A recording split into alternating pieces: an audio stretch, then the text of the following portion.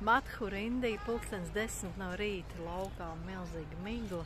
Tādas miglas Latvijā nav, vispār neko cauri nevar redzēt, kad mašīnas brauc, tad neko neredz, vienkārši brauc. Lūk, pēdējā man diena Madhurā, tālāk ceļš vedīs uz Raģastānu. Pie profesora Rakeša ģimenes. Profesors Rakešs ir mans bijušais darba kolēģis Liepājas universitātē savā laikā, pirms Covid laikā. Lūk, nu tā. Drusciņ žēl šķirties no Krišnas vietām. Vakar bijām brīnišķīgos tempļos. Krišnas dzimšanas vietā. Madhurā, tālāk bijām Gokulā, tur, kur Krišna ir audzis, un pēc tam ceļš vakar ved uz Vrindavānu. Man patīk Gokula ļoti. Tāda maz ciematiņš.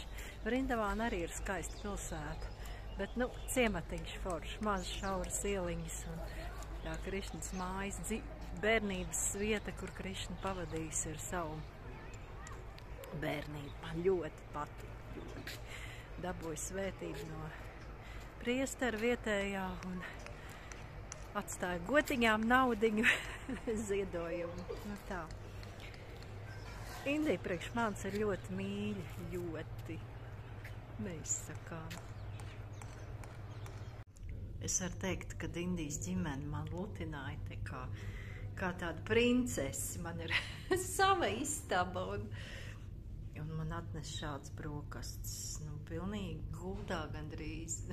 Jā, viņi ēd visur, uz zemes, gultā, pie galda arī dažādi. Tur kā nepiesienās kaut kādam kopējam galdam. Ja grib ēst, tad ēd. Tā es esmu novērojusi. Nu, re, šitā ir kafija, tēja ar pienu. Tā nav kafija patiesībā.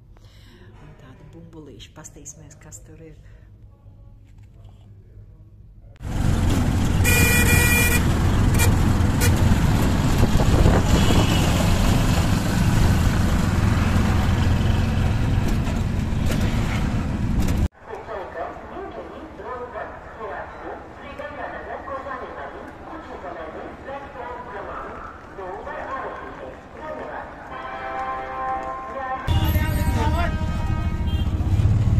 Briesmīgās miglas dēļ ir atcelti visi dzelzceļi. Tāpēc mēs ieradāmies autoostā. Te ir tā, kad ir vesela jūra ar autobusiem un ir pašam jāmeklē, kurš tad brauks uz Kotu.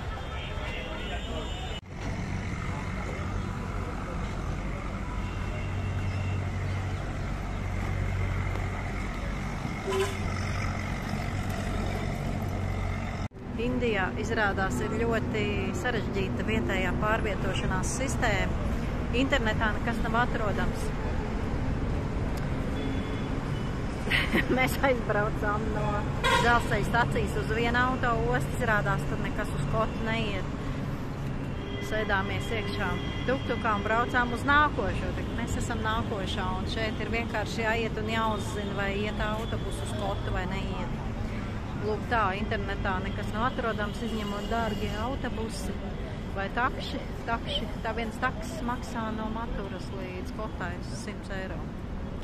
Tā kā labāk bišķiņ paciest un pārvietoties ar autobusu palēto. Madhuras pilsēta izrādās liela, milzīgi liela. Viņa skaitās tāda neliela, bet manā izpratnē liela. Un autoosts ir izbārstīts pa visu pilsētu vairākās vietās. Tas nav tā kā pie mums, dzelzceļu autoostu ir vienā vietā, tā nav, katrs savā vietā. Tā kā, nu tās ir tās grūtības pārvietojoties. Beidzot autostacijā es atradu vienu mozaīku, bet tā ir jāskatās no tāluma.